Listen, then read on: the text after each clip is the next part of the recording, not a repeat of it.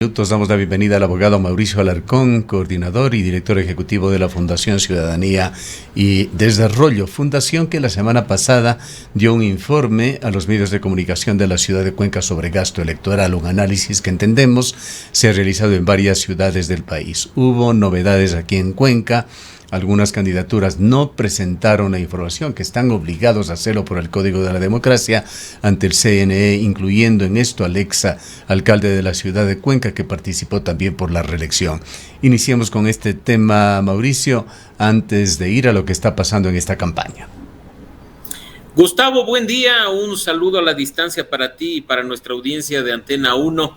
Y pues efectivamente estos hallazgos han generado preocupación e incluso en los actores políticos que corrieron para las elecciones seccionales de febrero de 2023, porque al parecer la confianza que muchos candidatos ponen en sus equipos económicos, en su tesorero de campaña, en su responsable económico es tal que ni siquiera toman la precaución de vigilar que se estén haciendo bien las cosas. Son varias las candidaturas que afortunadamente, sin matar al mensajero, porque nuestro informe utiliza la información y datos públicos que están a disposición de todos a través de los portales del CNE y de sus delegaciones provinciales, han dejado entrever errores tanto de sus candidaturas como de las autoridades electorales. Y en ese sentido, en buena hora que nuestro informe sirva para esta reflexión, que incluso ha empezado a ser vigilada por periodistas y medios de comunicación respecto de lo que significa esta elección, la presidencial y legislativa del próximo 20 de agosto. Brevísimamente, ¿qué es lo que pasó en Cuenca en la última elección, que fue en este mismo año, para alcalde y prefecto? Tenemos, como tú conoces, Gustavo, un tema de que no todos terminaron reportando gastos. Parto de lo que exige la ley. La ley manda que uno, cuando opta por una candidatura, además de registrar a sus responsables económicos, además de hacer un trabajo detallado respecto de lo que implica recoger dinero, registrarlo, reportarlo, así como gastar y reportarlo, no se han cumplido con estos procesos establecidos en la ley.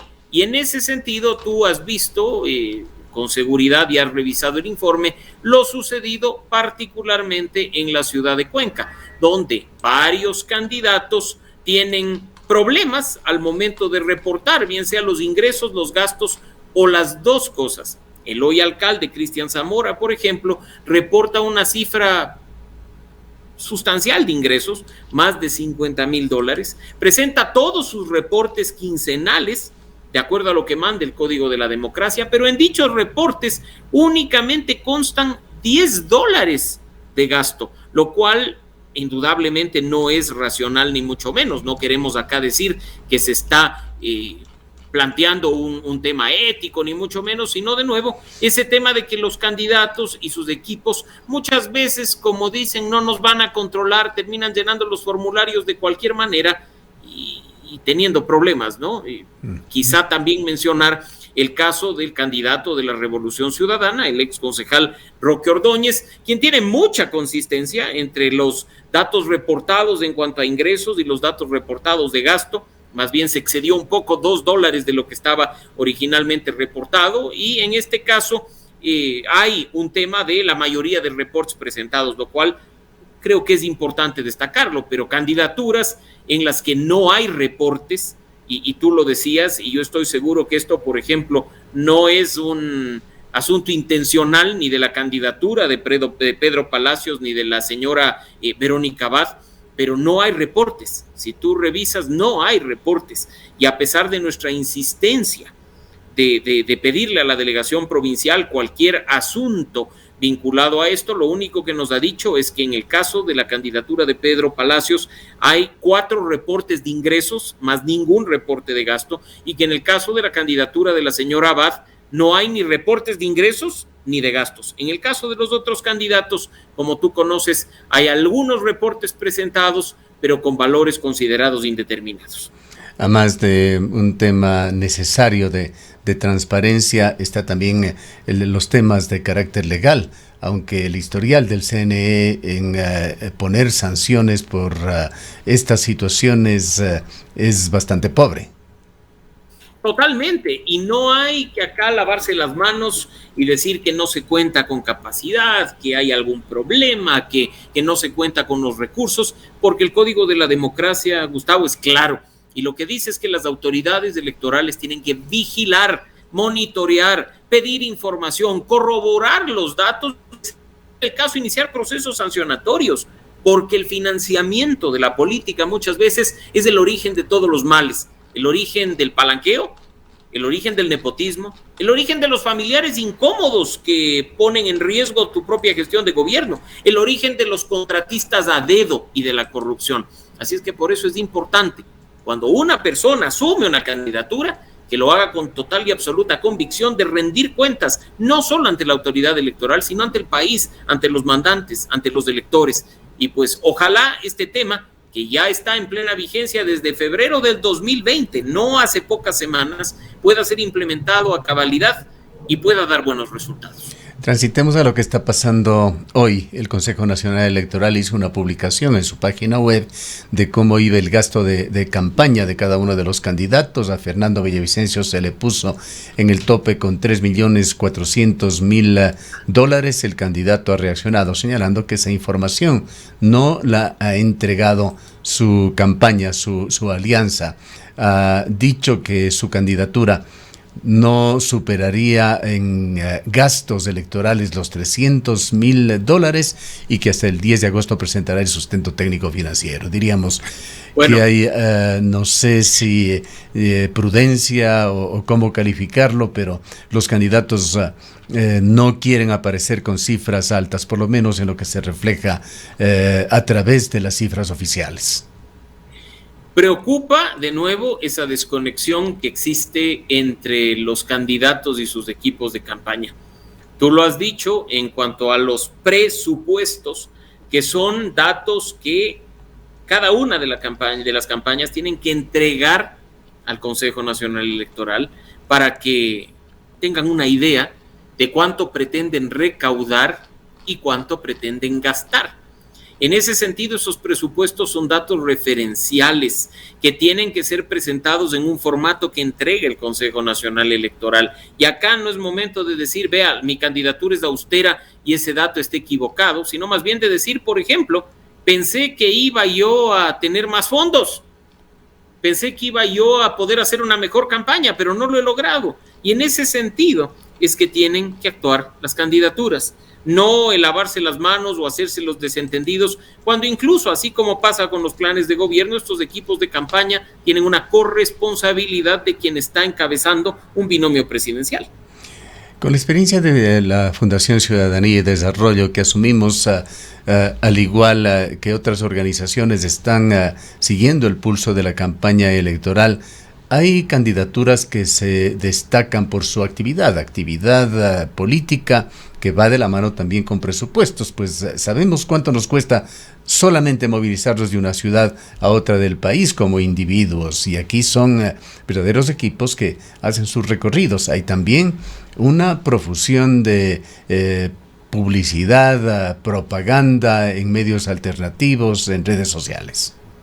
Y mira, simplemente para terminar con lo anterior, Gustavo, que me parece clave, si ustedes ingresan ya no a la página del CNE en general, sino a lo específico vinculado a las campañas, van a poder acceder a estos presupuestos que tienen nombre, número de cédula y firma de responsabilidad. El jefe de campaña del señor Villavicencio es el señor Manuel Eduardo Ventimilla, y el responsable económico es el señor Freddy Buenaño Hermosa. Sus firmas y sus números de cédula constan en ese presupuesto de $3.405.779. No se puede decir que esto es un invento, no se puede decir que esto es simplemente ganas de molestar o que no corresponde a la realidad, porque los mismos presupuestos están presentados para todos los candidatos, y tan debería preocuparnos el presupuesto de un candidato a la presidencia que tiene varios millones de dólares, como debería preocuparnos el presupuesto de un candidato presidencial que prácticamente pone que no va a gastar en nada, ¿no? Eso es un detalle no menor. Hay firmas, hay nombres de responsables, hay temas que deben ser vigilados, yo ya diría no solo por el CNE, sino por la ciudadanía y los medios de comunicación para pedir explicaciones. Y ahí entro en el segundo punto, en lo que tú mencionabas, porque dentro de estos temas es que se incurre en otro tipo de gastos, que se incurre en los temas vinculados, por supuesto, al pautaje en redes sociales, que claro, no es sujeto de control en cuanto a contenidos por parte del Consejo Nacional Electoral, pero sí en cuanto a ingresos y gastos. Esa pauta, que particularmente respecto de Facebook y de Instagram, está incluso disponible con datos para cualquiera de nosotros a través de la biblioteca de anuncios, muchas veces no es reportada y eso genera problemas serios. Entonces no es cuestión de simplemente lavarse las manos, es cuestión de rendir cuentas y hablar con claridad al país. Otro tema que por el quehacer, por la actividad que tiene su fundación, Mauricio, es importante, es interesante, pues se sacan lecturas también de esto. ¿Quiénes son los principales asesores de campaña que se sabe a ciencia cierta están participando en Ecuador? Ese es el punto que también debe ser transparentado, Gustavo, por las candidaturas. Y yo te diría, no me preocuparía tanto un asesor de campaña, un estratega electoral, como los equipos que están asesorando a los candidatos en los distintos temas. Del fin de semana, tú quizá viste una publicación del candidato Yacu Pérez en el que decía: me acabo de reunir con mi equipo experto en seguridad, son los asesores que van a acompañar mi gestión de gobierno en seguridad, y hay 2 personas que son identificables en el grupo y del resto, más allá de la foto, no hay nombres. ¿Quiénes están también detrás de los otros candidatos? No solo en temas de seguridad, sino en temas de economía, también en temas vinculados a la lucha contra la corrupción.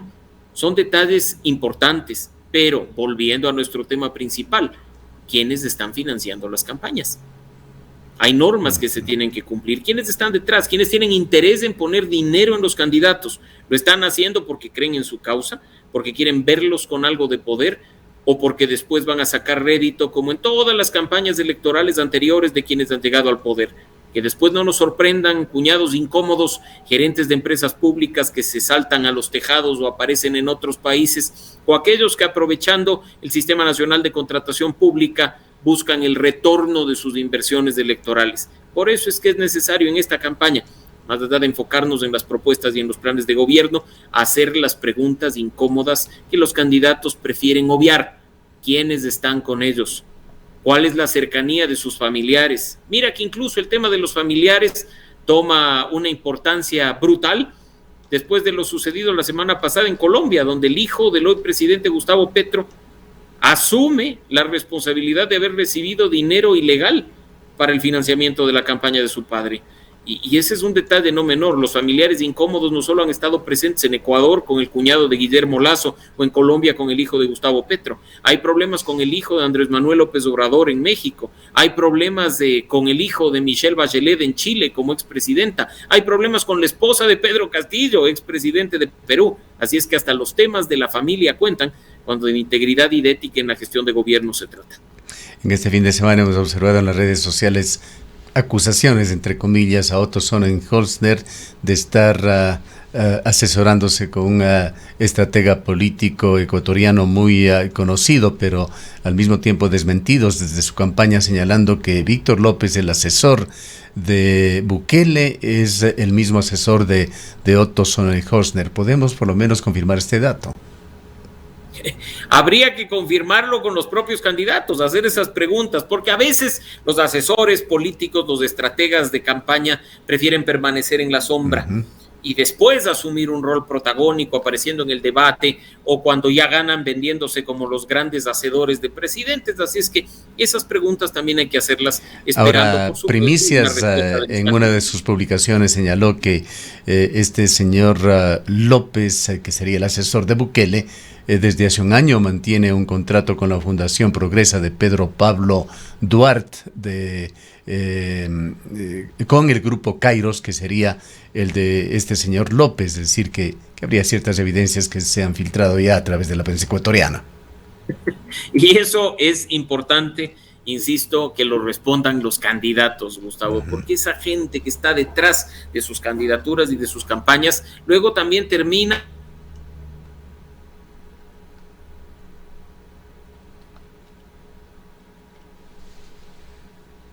Tenemos un corte en la señal que esperemos sea breve.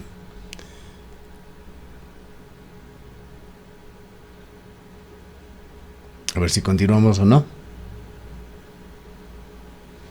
Aparentemente hemos perdido la señal. Estábamos en diálogo con el director de la Fundación Ciudadanía y Desarrollo, Mauricio Alarcón. Parece que tenemos problemas en la señal. En todo caso, conversábamos sobre los asesores de campaña y sobre este tema vale la pena. Mauricio, se nos había cortado la señal en los últimos Efectivamente, instantes. yo simplemente, Gustavo, termino la idea mencionando en esa importancia de hablarle claro al país y de rendirle cuentas respecto incluso de quienes están detrás de las campañas, para que después no nos debemos sorpresas desagradables, más aún cuando tienes un gobierno de pocos meses. Indudablemente, si hay un asesor del equipo de Bukele, alguna coincidencia podría tener con este presidente tan comentado en los últimos años, o si está el señor Rubén Barba. Tenemos nuevamente problemas. Sí, perdón, con Jaime Durán Barba. Estamos distraídos por los problemas nuevamente de conexión. Jaime Durán Barba, si es que tenemos la presencia de él, también nos va a decir algo, pues se conocen sus estrategias, sus ideas. Sin duda, y por eso esos nombres tienen que salir al debate público, Gustavo. No pueden quedarse a medio camino, no pueden ser secreto de Estado dentro de las candidaturas presidenciales, porque esos insumos también nos orientan a los ciudadanos a tomar decisiones a través del voto. Eso es parte de ese voto informado que debemos de ejercerlo con responsabilidad. Ya vayamos a un tema final, abogado Alarcón, las encuestas en el país. Me parece que hubo 10 encuestadores, algunas personas jurídicas, otras personas naturales que fueron calificadas por el CNE, y las encuestas fluyen en estos días en medio de los comentarios del desprestigio. Jaime Durán Barba justamente acaba de publicar un artículo en el cual señala que hay un mal uso de las encuestas, pero señala también que son muy importantes para reflejar las expectativas, incluso la calidad de un electorado. ¿Qué dicen las encuestas? ¿Qué se puede esperar en esta penúltima semana que suele ser clave, que suele dar puntos de quiebre en el comportamiento de cada una de las candidaturas? Hay encuestas y encuestas, Gustavo, y ahora todo el mundo se cree además con capacidad de ser encuestador. Creen que porque tienen una línea telefónica o porque tienen una cuenta de Twitter pueden hacer encuestas. Y mientras no exista una ficha técnica detrás, mientras no se haga una cobertura nacional, mientras no se cubra proporcionalmente los rangos etarios o la proporción también de zonas urbanas y rurales, la encuesta no será más que una cifra tirada al aire. Los datos son importantes para hacer campaña, los datos son importantes para orientar la opinión pública, pero la enorme irresponsabilidad con la que han actuado muchas encuestadoras en el último tiempo genera dudas ante el elector. Y en ese sentido, además, teniendo un alto porcentaje de ciudadanos que están esperando subirse al carro de quien esté en segundo lugar, la responsabilidad por parte de las encuestadoras es enorme. Partamos de lo que tú ya decías, un registro de encuestadoras y centros de estudios de opinión ante el CNE. Ese registro es clave para saber al menos quiénes han pasado un primer filtro. El segundo, de nuevo, sería vincularle a temas de transparencia, que nos digan esas casas encuestadoras si están trabajando con algún candidato, para saber si tienen sesgo, para saber si tienen compromiso. Y finalmente, no ser irresponsables en compartir encuestas que no tienen pies ni cabeza, y me refiero al resultado de una encuesta de Twitter, donde los candidatos exhiben que frente a una pregunta a sus seguidores, ellos tienen el 80 o el 90%, cuando más bien deberían estar preocupados de por qué el 10% de sus seguidores no va a votar por ellos. Así es que ese tipo de indicadores que son superficiales, banales, que no responden a la técnica propia de las encuestas y los estudios de opinión, debería ser desterrado de cualquier espacio de opinión pública. Bien, muchísimas gracias a Mauricio por habernos acompañado. Siempre un gusto, Gustavo, a la orden. Un abrazo para ti y para toda nuestra audiencia de Antena 1. El abogado Mauricio Alarcón es el director ejecutivo de la Fundación Ciudadanía y Desarrollo. Son las 9:10 minutos. Sabemos que eres fuerte, perseverante, trabajadora y valiente.